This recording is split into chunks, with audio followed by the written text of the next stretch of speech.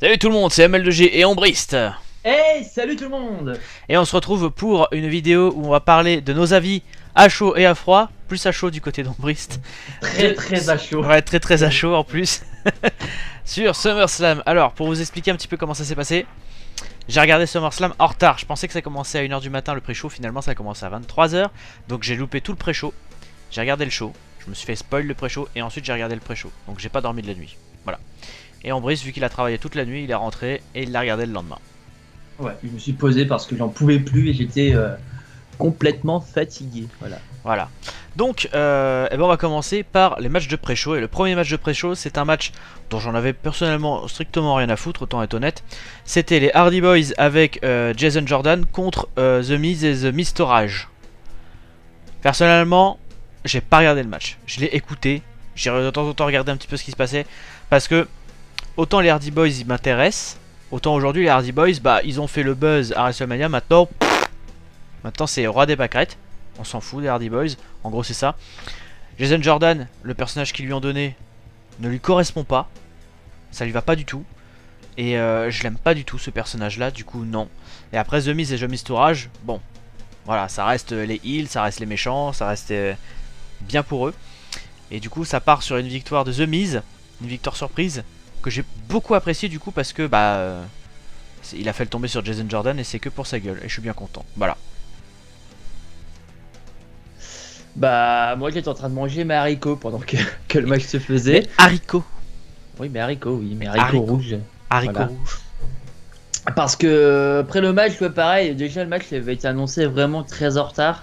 La preuve, il était même pas dans notre vidéo pronostic, on en a même pas parlé parce qu'on était même pas au courant. Non. Et c'est vraiment un match pour meubler parce que le kick-off a duré 2 bonnes heures. Oui, puis quand ils ont fait le match, il y avait quasiment personne dans les ringside. C'est ça. Du coup, en fait, ça a pas fait vraiment ce qu'il fallait. Et j'ai pas vraiment non plus apprécié ce genre de truc. Sachant que le match était vraiment plat et le Hardy Boys c'était juste pour meubler parce qu'ils savaient pas qui mettre avec les Young Jordan. C'est le Miz a déjà son équipe de toute faite, a déjà vraiment tout son truc vraiment bien calé. Et puis Young Jordan il fait hey, je fais une rivalité avec toi, je vais pas avoir d'opportunité pour le titre parce que c'est très trop gros. Du coup je vais mettre avec une équipe qui s'en est pris plein la gueule pour l'instant et puis bah ouais faire genre de faire un match correct. Après les Hardy Boys ils ont fait le taf hein. Ça c'est pas un souci. Le problème c'est que ça tournait plus autour de Jason Jordan pour essayer de le mettre en avant mais ça marche pas du tout. Déjà le mettre en avant dans un kick-off c'est pas ce qu'il faut, c'est pas du tout le truc qui Déjà c'est ça. qui Et puis devait même s'ils essayent de le mettre en avant sur autre chose, personnellement ça passera pas. Non. Ça Non, passera pas. franchement, ça passera pas. Du coup, le match m'a pas plus intéressé que ça. Mais bon, pour un début kick-off, ça peut le faire, ça va. Mais heureusement qu'ils l'ont pas mis dans le show principal. Ouais. Enfin bref, voilà pour moi. Victoire du coup ouais, de The Miz. Ça m'a fait plaisir par contre. Et puis bah voilà. Ok. Du coup, le prochain match, est-ce que tu veux le citer ou on fait chacun son tour ou je cite tout, j'en sais rien. Oh bah on va faire au fur et à mesure, on verra bien. Donc le prochain match, ça par contre, du coup, c'était, je crois, le Cruiserweight Championship. C'est ça. Donc Neville contre Akira Tozawa. Et bah le match était vraiment génial. Le match était Très cool. sympa. Ouais. Ouais. J'ai vraiment bien kiffé le regarder. Et vraiment très belle performance des deux lutteurs. Là-dessus, rien à dire. Et puis même Titus O'Neil en manager, il se démerde pas trop mal. Il est pas là pour faire chier le monde. C'est juste que bon bah. On fait ah bah tiens, c'est vrai que lui il est là et. On voit bien qu'il encourage bien, qu'il lance bien, il chauffe bien le public aussi pour certains moments quand Tozawa est dans la merde. J'ai bien kiffé voir ça. Et puis après, même les performances des dieux, mais il y a des moments où tu fais putain, mais comment est-ce qu'ils arrivent à te sortir ça? Ouais, c'est Et, des fous. bon, c'est vraiment ce que j'ai kiffé pendant ce match. Et puis bah, du coup, le résultat, je te laisse l'annoncer. Et bien, le résultat, c'est pas ce que j'avais pensé en tant que pour mes pronostics, c'est ce que tu avais pensé. Et je suis bien content parce que c'est The King of the Cruiserweight qui a récupéré sa ceinture et qui a étalé Tozawa, mais véritablement étalé. Alors j'espère qu'ils vont pas nous faire une AJ Style et qu'ils vont refaire gagner la ceinture à Akira Tozawa lors de Raw ou lors de 205 Live, j'en sais rien, mais voilà, très content que Neville ait récupéré sa ceinture. Maintenant il va pouvoir retrouver la forme parce que très clairement quand il avait perdu sa ceinture c'était devenu un zombie le type. Donc là maintenant il a récupéré sa ceinture, il a retrouvé la joie de vivre, il a retrouvé un but dans sa vie, faire chier son monde. Précieux. Voilà, son précieux. Et comme tu disais, ouais, Titus O'Neil, il est très bien en manager parce que c'est pas le mec qui va intervenir dans le match. Il reste juste à côté pour encourager. Et c'est très très bien. Personnellement, j'aime beaucoup. Moi aussi, moi aussi. Du coup, prochain match. Du coup, le prochain match, c'est un match assez intéressant. C'est un match, assez intéressant. C'est un match qu'on a déjà vu plusieurs fois, mais le match était très beau. Beaucoup de grosses performances.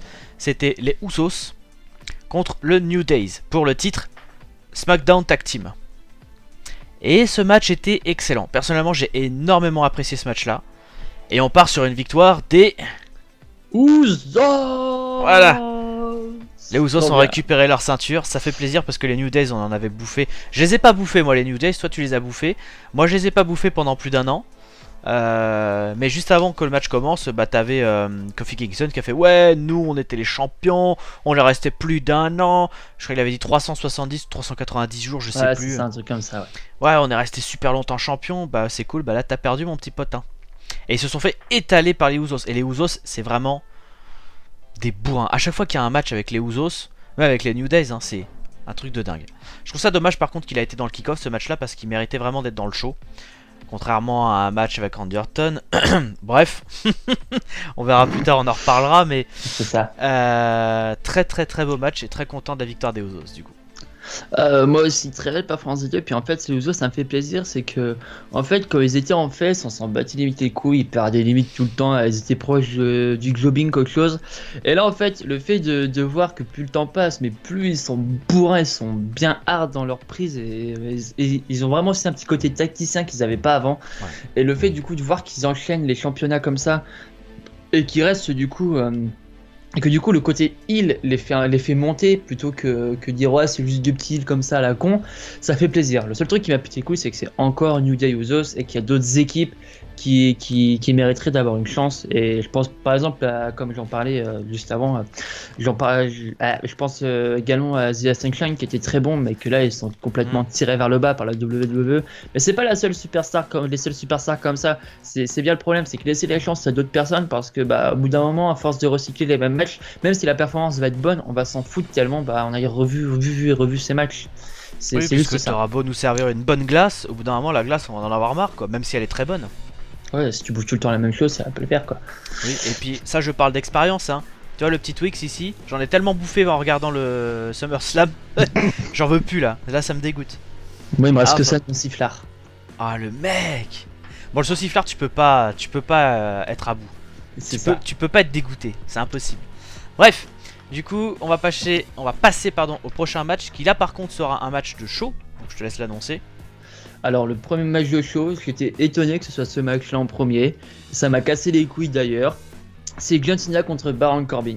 Et du coup, j'ai recalé le contexte parce que c'est vrai que dans les pronostics, on n'avait pas regardé SmackDown. Mais il faut quand même penser qu'à SmackDown, il y a eu le cash-in Corbin. de Baron Corbin pour Jinder Mahal. Et que, encore une fois, à cause de John Cena, et John Cena, ce putain de merde, voilà. Et bien encore une fois, vu que John Cena il était là et qu'il a distrait Baron Corbin a perdu sur un petit paquet, mais vraiment de merde. Le match il a duré même pas 15 secondes et ça fait que Baron Corbin rejoint John Cena et Damien Sandow dans les personnes qui ont perdu le championnat, enfin qui ont perdu leur cash-in, qui ont foiré le fait d'avoir le titre avec la mallette. Ça veut dire que que Baron Corbin a perdu ça.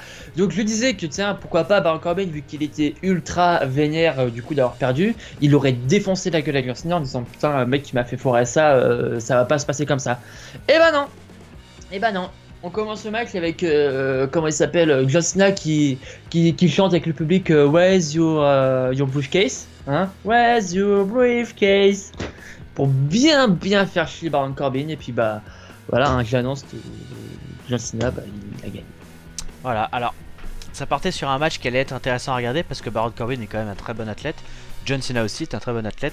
Le problème c'est qu'avec l'histoire qu'ils ont créée autour, le fait que Baron Corbin ait perdu son match de cash-in avec sa mallette Money in the Bank, déjà c'est dû aussi au fait qu'il ait fait le con sur les réseaux sociaux, donc ça évidemment tu peux pas vraiment calculer ce genre de choses. Normalement il aurait dû avoir une meilleure opportunité, mais étant donné qu'il a fait le con sur les réseaux sociaux, alors j'ai pas regardé ce qu'il a fait sur les réseaux sociaux, mais en tout cas c'est comme ça qu'il a perdu sa mallette, c'était fait exprès, hein. Tout est calculé pour ceux qui ne savent pas.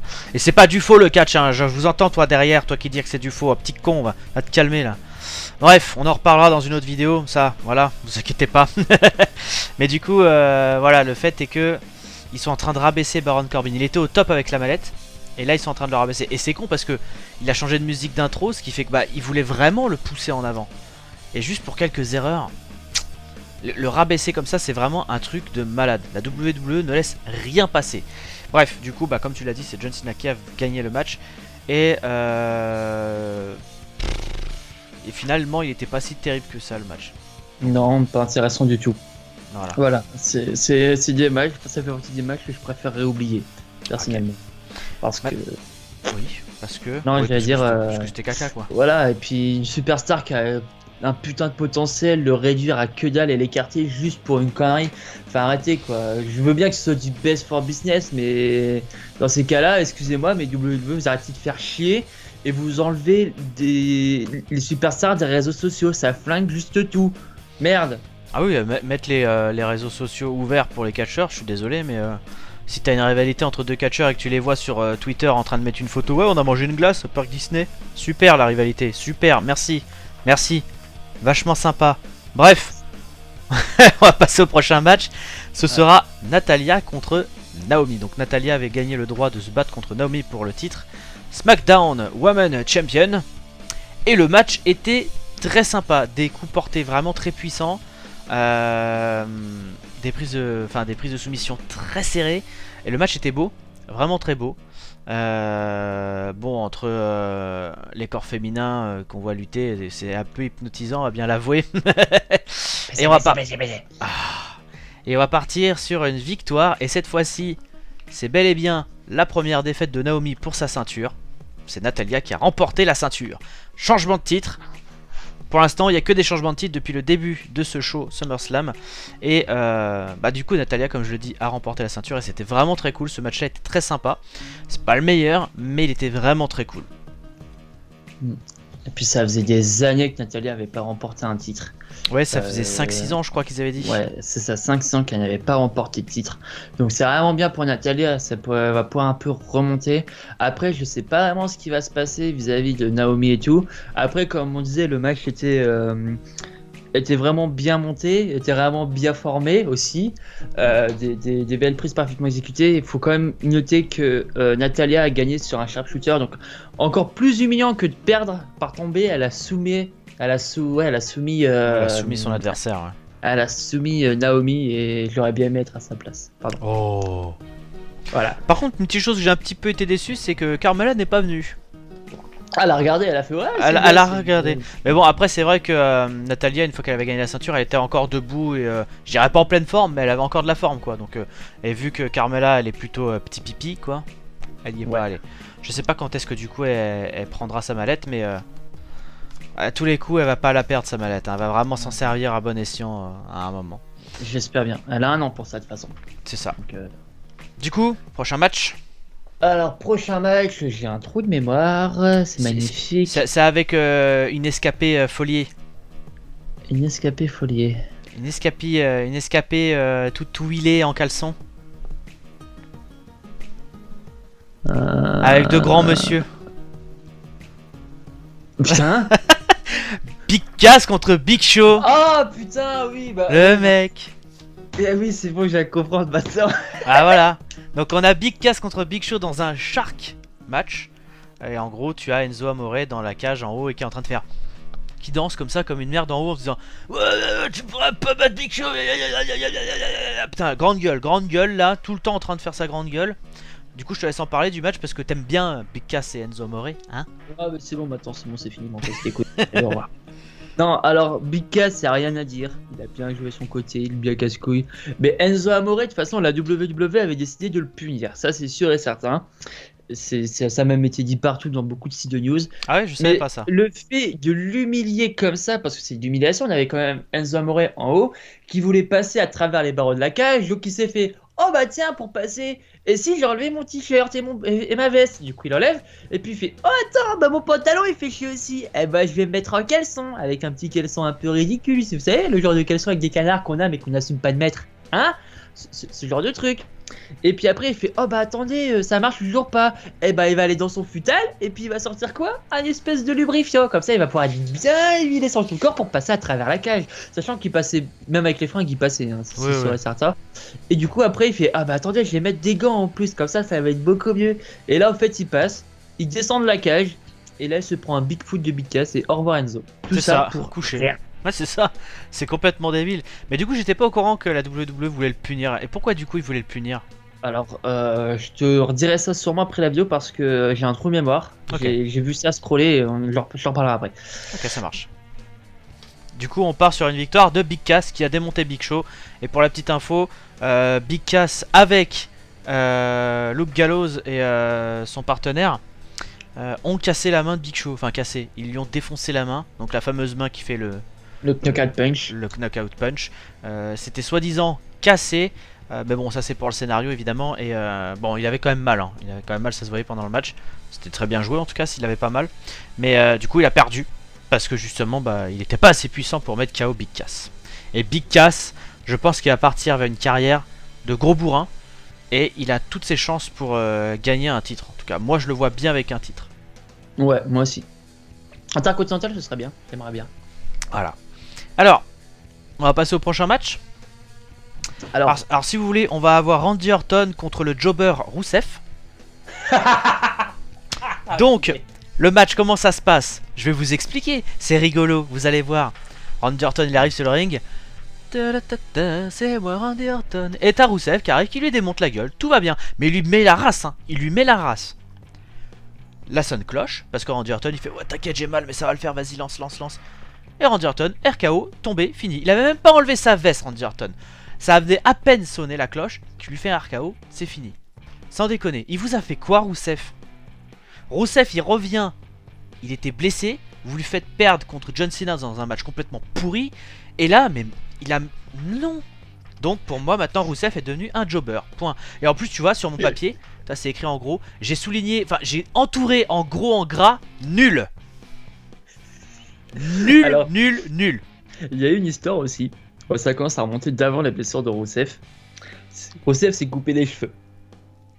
La fédération ne voulait pas. La fédération a dit bah tiens Rusev, comme tu nous l'as fait à l'envers et qu'ils nous a pas prévenu, eh ben on va te faire de la merde sans que tu nous préviennes. Tout ça pour ça? Après je sais pas si c'est la seule raison, mais il y a eu toute une histoire là-dessus parce que bah du coup ils voulaient quand même le côté, tu sais que Vince McMahon aime bien les gros baraques aux cheveux longs et tout, tu sais. Et en fait, c'est que Rusev, lui, il en avait le cul, il voulait se refaire une coupe, il avait bien le droit, hein. Et en fait, c'est que non, ça, parce que pour eux, ça colle moins avec son personnage, ça le rend moins crédible, donc du coup, il décrédibilise aussi. Il y a eu aussi beaucoup de ça. Comme quoi, comme je dis, la WWE, je trouve ça vachement génial à regarder, mais je n'aimerais pas y travailler. Non, mais franchement, McMahon aussi, c'est un enfant pourri gâté, hein. S'il a pas son truc, il fait son caca nerveux, quoi, clairement. En tout cas, du peu que je peux voir, c'est ce qui se passe. Si vous regardez Baron Corbin, comment ils le descendent le mec, alors qu'il a un putain de potentiel. Rusev c'est pareil, il a un potentiel de ouf et ils le descendent pour des conneries. Je trouve ça complètement ridicule. Et je comprends très bien les personnes qui sont anti-WWE vis-à-vis de ça. Et qui sont pro-haute fédération, qui mettent en avant les lutteurs et pas leur personnalité. Je comprends très bien. Mais après, pour moi, je cherche le divertissement. La WWE me le fournit, contrairement à certaines hautes fédérations. Mais voilà, le souci c'est que c'est un peu abusé. Mais du coup, on va pas s'étendre sur le match parce que bah c'était pourri. Très clairement, il n'y avait pas de match en fait. Il n'y avait pas de match. Je sais même pas pourquoi ils ont mis ça ici. Mais enfin bon. Du coup, bah, le prochain match, je te laisse le citer, un match féminin. Ouais, donc c'est vrai. C'était du coup pour le WWE Women's Championship et c'était du coup Sasha Banks contre Alexa Bliss. Encore une fois. Voilà. Bon bah après, il fallait noter que ça devait être Alexa Bliss Bayley, mais Bayley était blessée. Après du coup, on a vu Bayley qui a dit à sa copine, ah, tu vas gérer ton match, bébé. C'est sûr. Ouais, ça va super. Vas-y, broute-moi la techa. Non, ça c'est moi qui le fais. Mais bon. Après, du coup, on a eu le match qui était vraiment bourrin. Il y a de ces prises qui ont été portées, mais j'ai halluciné. Ah ouais. Je pense à la prise qui a été exécutée dans la quart du ring, là, dans le coin. Ah ouais. Qu'elle a pris comme ça. Bam! Allez, tu te pètes le truc. Donc, un match qui a été très intense.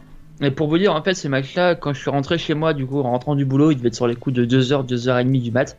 Et en fait, j'ai regardé où est-ce que j'en étais et quel match j'avais loupé, et je tombe sur ce match-là.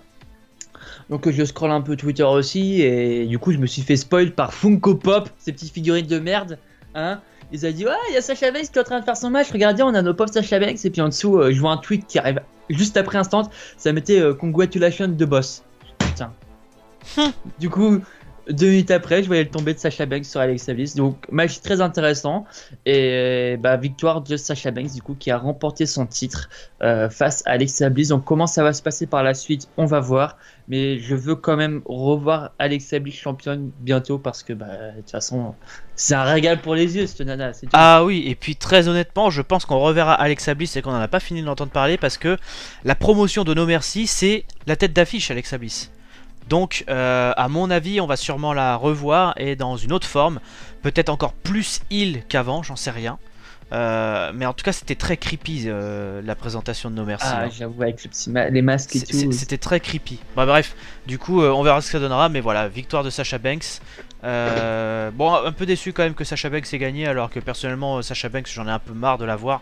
Franchement, foutez-la ailleurs parce que pète les couilles. Ou en heal. Oui, en heal, mettez-la en heal, là je l'apprécierais plus. Mais bon. On verra, hein, ça se trouve on aura peut-être un match Bayley-Sasha Banks quand Bayley pourra revenir et là on aura vraiment la confrontation des deux copines et j'espère qu'elles vont vraiment scraper le chignon jusqu'à ce qu'elles soient plus amies quoi. Moi c'est ce que j'espère. Moi aussi.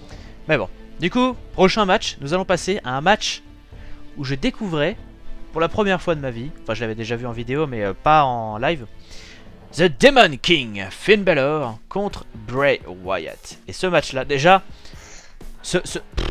rien que l'intro de The Demon King, je l'avais jamais vu avant. J'ai été sur le cul, j'ai kiffé, mais vraiment kiffé. Et en fin de compte, son style de catch reste le même que Finn Balor, mais beaucoup plus agressif, beaucoup plus mystérieux en même temps. Un peu dans le même trempe que Bray Wyatt. Et on en avait parlé d'ailleurs dans nos pronostics, ça aurait été cool de les voir tous les deux en équipe. J'espère qu'un jour ça se fera, on sait jamais. Oui, Et pourquoi pas. le problème c'est que Demon King on le voit que très rarement, donc bah, ça se fera pas, je pense pas. Mais du coup, match très intéressant, très sympa à regarder.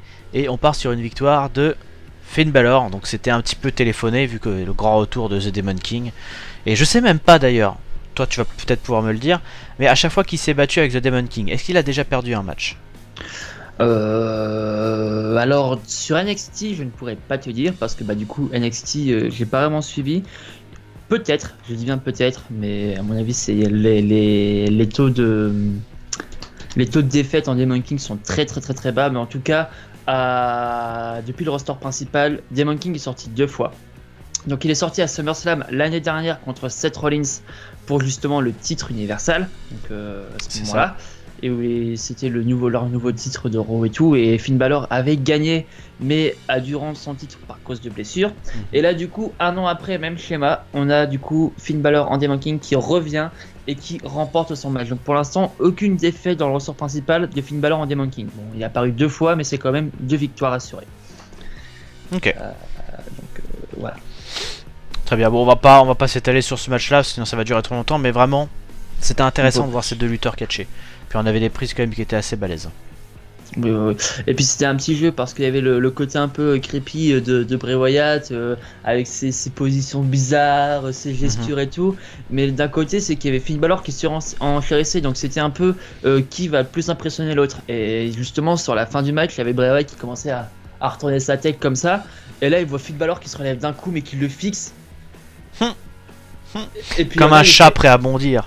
Et puis regarde, il fait ah merde, et puis ça a commencé du coup un enchaînement de prises, et du coup Finn Balor a pris le dessus, a fait son finisher, et puis 1, 2, 3, c'est bon emballé, c'est pesé. Mais en tout cas, très bon match, et franchement l'intro de Demon King elle est juste magique quoi. Ah ouais, ça. C'est longue mais magique.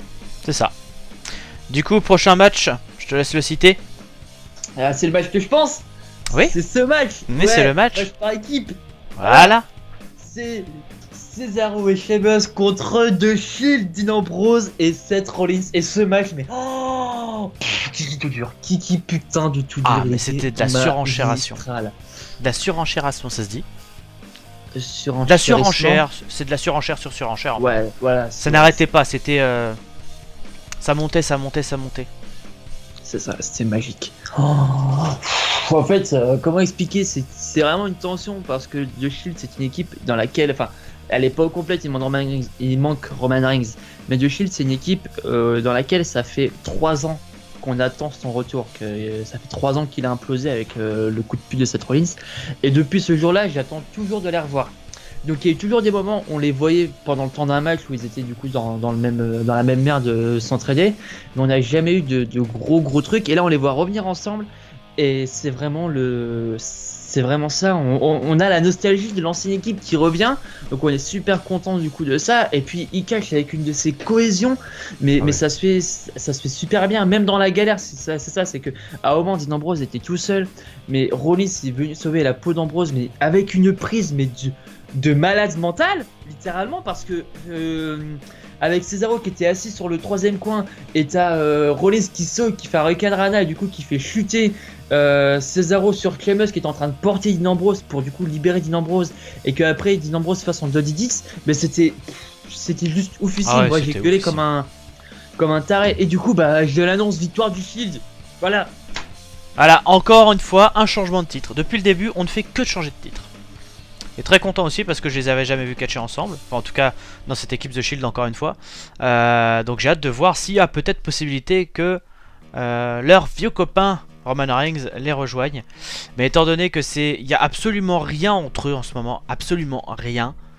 Je sais pas comment ils peuvent ramener ça. Mais bon, du coup, le match était très sympa. Tu as tout parlé. De toute façon, j'ai pas grand chose d'autre à ajouter. Il était top, les prises étaient top. Et du coup, victoire de The Shield. Le prochain match, par contre, c'est différent. On va passer sur du Owen Edge Style. Encore une fois, un match exclusif, une exclusivité mondiale. On les a jamais vus. Ah oh, pardon, si, on les a déjà vus plusieurs fois catcher ensemble. Ah, pardon. Par contre, l'arbitre, c'était Shane McMahon. Et Shane McMahon a déjà eu des soucis avec Edge Style et a déjà eu des soucis avec Kevin Owens. Le match était sympa, vite fait, hein. Évidemment, Shane McMahon s'en est pris plein la gueule.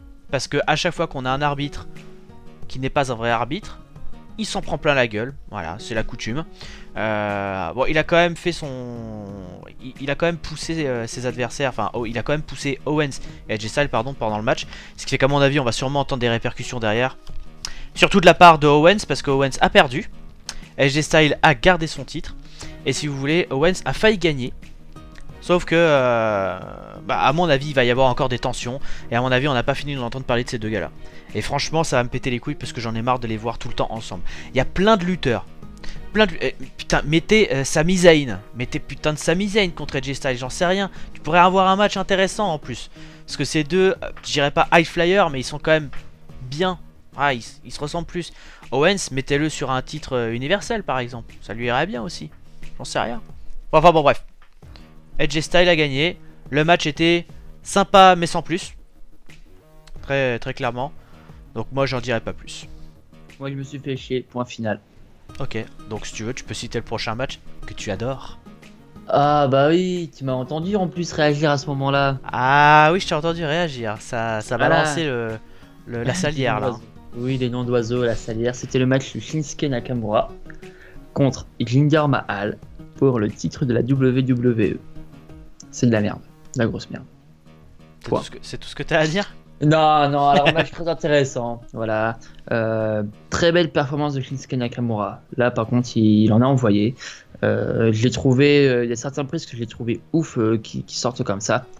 Mais en fait, le problème, justement, c'est ce qu'on parlait du coup avec notre cher ami Fred pendant le truc. Fred Lawless, cher Fred Lawless. Et on disait que le problème en ce moment à la WWE, c'est que quand tu es un heel, tu ne peux pas gagner tout seul. Il faut toujours une intervention de quelque chose. Et encore une fois, il y a eu les deux connards de trucs Brothers, là, le style. Oui, les deux petites fientes d'oiseaux, là. Voilà, qui sont intervenus, et du coup, qu'on distrait Shinsuke Nakamura, et que du coup, forcément, Jinder Mahal, il a gagné sur une prise de merde. Voilà. Merci, au revoir. Du coup, on va pas traîner trop longtemps sur ce match-là. Je l'ai pas du tout aimé. Vraiment pas. Et pour ma part, je trouve que même si il n'y avait pas eu les deux nains de jardin derrière pour aider Mahal, je trouve que Shinsuke Nakamura n'est pas encore prêt pour gagner un titre de cette ampleur. Il vient d'arriver dans le roster principal.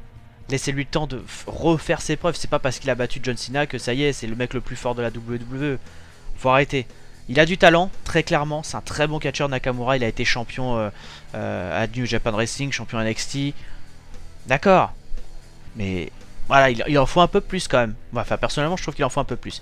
Bref, du coup, prochain match, le dernier, le plus bourrin, le plus puissant, celui que j'ai le plus kiffé en vrai, d'être honnête. C'est pour le titre universel. C'est un Fatal 4-Way. Pourquoi tu fais cette tête? Laisse-moi citer les lutteurs. Laisse-moi le temps.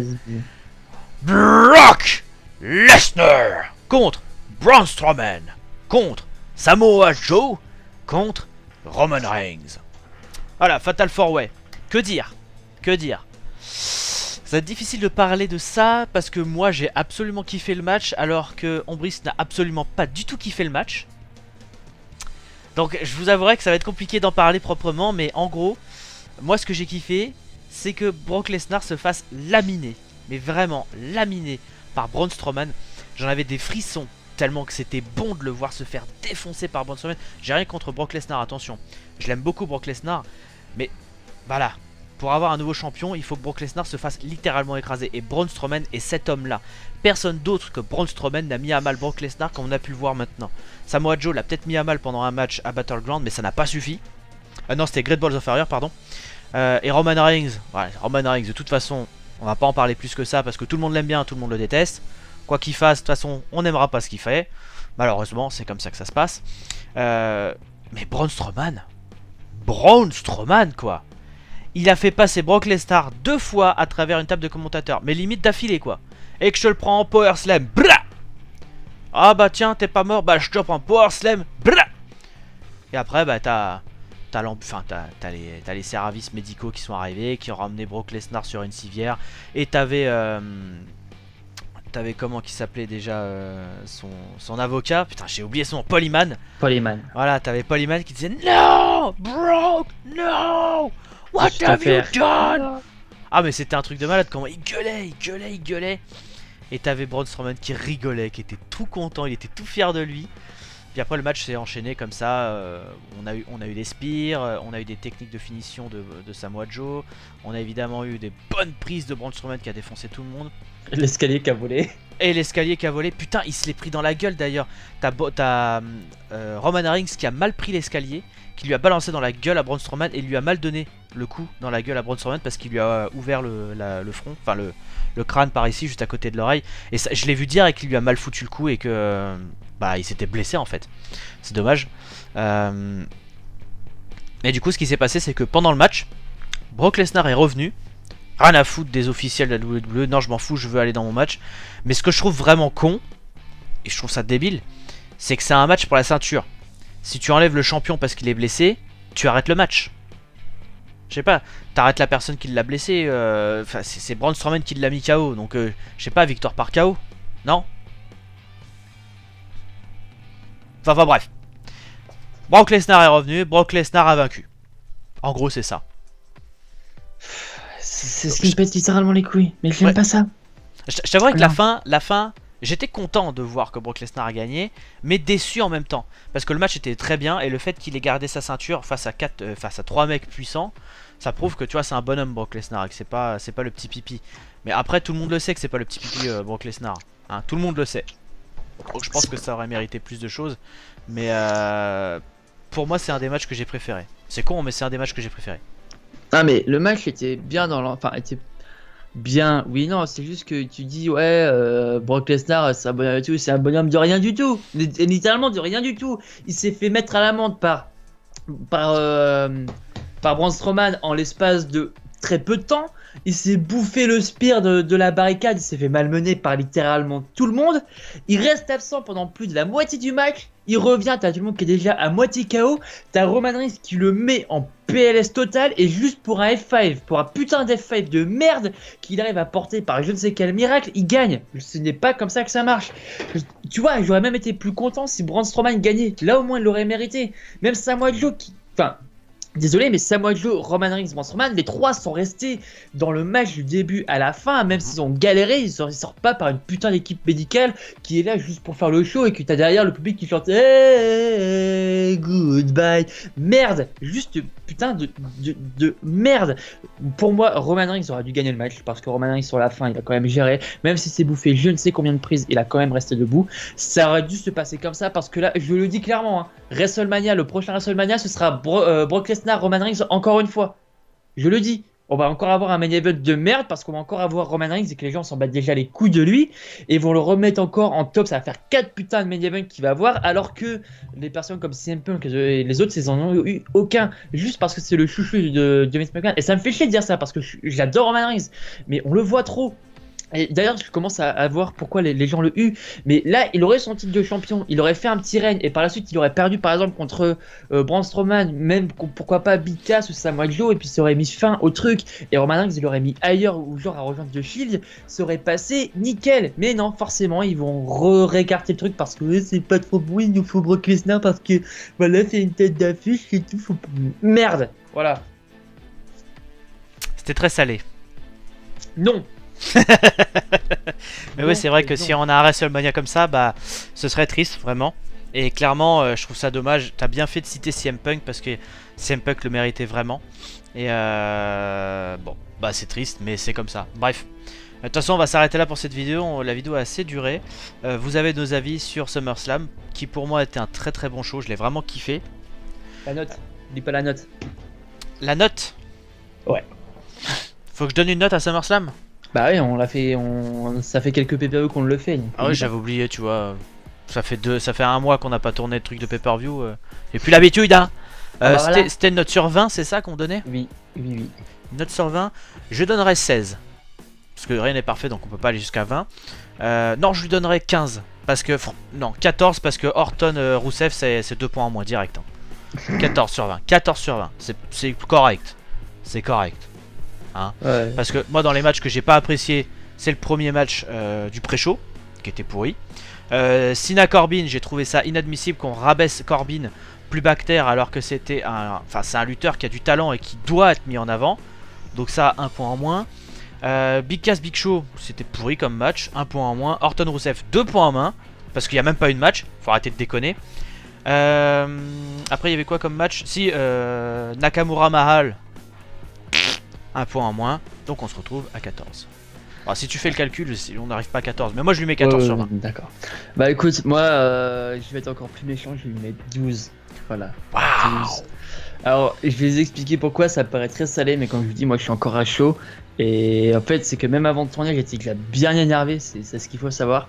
Mais en fait, voilà, on va pas attendre les détails. Non. Mais il faut savoir que le booking de ce match laisse à désirer. On a eu des matchs répétitifs. On a eu des choses qu'on a déjà vues, on avait des choses inintéressantes, et il y avait beaucoup de matchs qui étaient là pour meubler. Déjà, rien que ça, tu te dis, ça part mal. Si tu te bouffes 4 heures de show avec des matchs que tu as déjà vus, des choses qui ne t'intéressent pas, des feuds qui prennent beaucoup trop de temps, là tu dis c'est pas bon déjà. Moi personnellement, ça me fait chier. La carte, moi ce qui m'a plu dans la carte, c'était championnat par équipe d'Euro. C'était championnat WWE, championnat universel et les championnats féminins. C'est les matchs qui m'intéressaient le plus et je voulais voir Cena Corbin, j'étais déçu. Après ça, les résultats. Parce que malgré le fait que on ne va pas forcément être satisfait de tous les résultats et que certains sont très contents de voir Mahal gagner ou certains sont très contents de voir par exemple Cena gagner, ça là-dessus je peux pas enlever des points ou dire que c'était mauvais à cause de ça, mais il faut quand même se rendre compte que la plupart des matchs, les résultats étaient très téléphonés. Quand j'ai téléphoné, c'est que tu le sentais à des kilomètres que un tel ou un tel allait gagner. Mahal, tu le savais dès le début qu'il allait gagner, il avait les deux avec lui. LG Styles, tu savais qu'il allait gagner parce qu'il y avait Shane McMahon en arbitre et que forcément avec Kevin Owens, ça allait forcément foutre la merde, c'était sûr et certain qu'il allait gagner. Après, par exemple, le match Big Cass, si Big Cass allait perdre, il aurait été décrédibilisé, c'était normal qu'il gagne. John Cena, forcément, si John Cena c'est gentil, Baron Corbin qui a foiré son cash-in, la WWE qui le met à l'amende, forcément il allait perdre. Que des trucs comme ça très prévisibles, et c'est ça qui est dommage, c'est que comme je dis, moi dans la WWE, enfin même dans le cash en général, j'adore l'effet de surprise, j'adore quand je suis sur le cul, que ça me choque, même si ça m'énerve, j'adore ça parce que tu dis putain, enfin je me trompe quoi, tu dis pas ah ouais, non, ça se passe comme j'ai prévu. Et enfin, c'est comme je le dis, dans les pronostics, j'ai horreur d'avoir raison parce que justement, je préfère être surpris des résultats. Et ça, du coup, bah là, il y a beaucoup de trucs, c'était évident. À mon avis, sur le taux d'erreur qu'on a eu, il devait être très faible. Là pour ce pay-per-view, j'ai pas vraiment regardé ce que j'avais mis, mais je sens que le taux d'horreur est très faible, donc c'était beaucoup trop prévisible et la qualité de certains matchs, ça laisse à désirer. Quand tu vois que le match Orton-Rousseff, c'était même pas un match, c'était juste une punition, un truc, une humiliation pour Rousseff comme ça, dans un pay-per-view qui a de l'ampleur, qui est à l'époque, qui était surnommé quand même le WrestleMania de l'été. Ouais, non, je suis désolé. Les anciens SummerSlam, je les préférais, mais amplement, quoi. Et là, c'est pareil. C'est forcément les têtes d'affiche. Cena, Orton, pas forcément, ils vont gagner. Oh là là. Et ça m'a fait chier. Et du coup, pour terminer, pourquoi 12, c'est que dans l'ensemble, ça passait. C'était vraiment bien. Il y a des matchs qui étaient oufissimes. Mais c'est toujours, et ça devient toujours redondant. Et c'est ce qui me pose problème cette année, c'est que je trouve que à part Great Balls of Fire et peut-être le Royal Rumble que j'ai kiffé, le reste... Ah si, et Michael Clumber aussi, parce que la victoire de Wyatt était magique. Oui, c'est vrai que c'était sympa. Voilà. Je crois que c'est le premier pay-per-view que j'ai vu ça. J'ai commencé avec ça. Enfin, j'ai repris le catch avec ça, je crois. T'avais pas repris avec Survivor Series pour Goldberg? Après. Ouais, Juste après. Ça. Non, ça c'est Royal Rumble et Michael Clumber. Ok, voilà. Par contre, il faut notifier une chose qu'on n'a pas citée aussi, c'est que pendant SummerSlam, on a eu le droit à un joli petit concert d'Elias. Ah. Who wants to rock with Elias? Il est très doué, il est très doué. Et on a aussi eu un Shawn Michael en KFC. Oui, mais bon. Ok. Moi je m'en fous, je suis Burger King. Voilà, bah voilà, très bien. Sur ce, on va se laisser là. Donc, il n'y a pas le Discord dans la description. Vous le savez pourquoi. Si vous ne le savez pas pourquoi, je vous invite à regarder les pronostics de SummerSlam. On explique à la fin de la vidéo pourquoi on a retiré le Discord. C'est pour un défaut de spoil. Parce que je suis sûr et certain qu'on aurait eu encore le Discord. Tu te serais connecté à Discord quand tu serais rentré. Tu aurais été spoilé de tous les matchs que tu avais loupés. Sûr et certain. Voilà. Donc, bref, sur ce on vous laisse, merci d'avoir regardé cette vidéo, n'hésitez pas à nous dire dans les commentaires ce que vous avez pensé de SummerSlam, pourquoi vous l'avez aimé, pourquoi vous l'avez pas aimé, quel a été le match que vous avez le plus apprécié ou le plus détesté et pourquoi. En attendant on vous laisse, portez-vous bien, passez une bonne semaine, une bonne nuit, une bonne sieste, un bon appétit, bon courage pour votre travail et bonne journée. Bye. Bye.